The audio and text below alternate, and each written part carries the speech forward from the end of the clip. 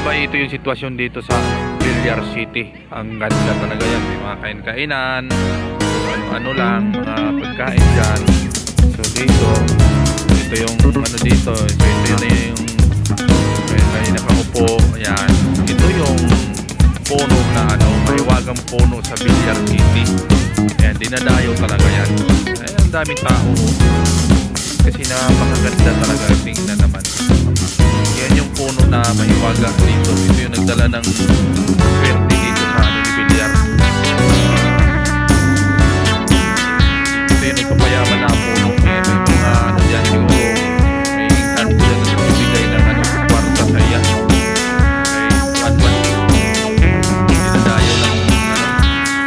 Yung baba yan. Ito kay Diribay. Hangin tayo.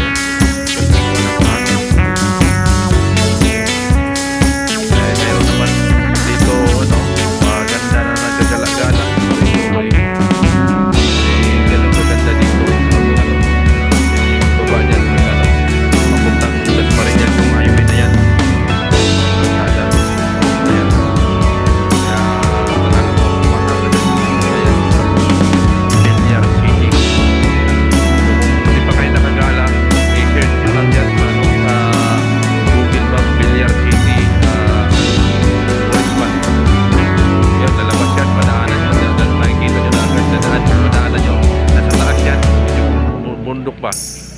Nasa bukid-bukid.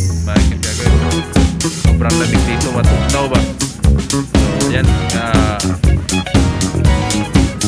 Cut muna natin. Bye. Alright. Mga bay, ito yung sitwasyon dito sa Villar City. Ang ganda talaga yan. May mga kain-kainan. Ano lang. Pagkain dyan. Dito. Ito yung ano dito. Ito yun na yung may nakaupo. Yan. Ito yung puno na ano, mahiwagang puno sa Villar City.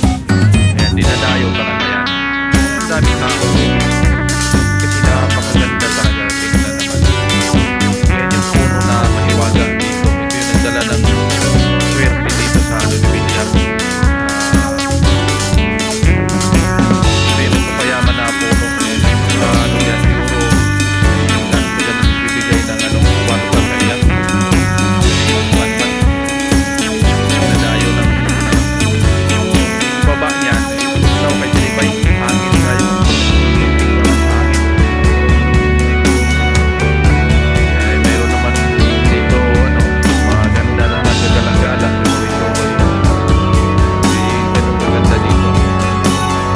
Yung baba niyan, papuntang ulas pa rin yan yung highway na yan.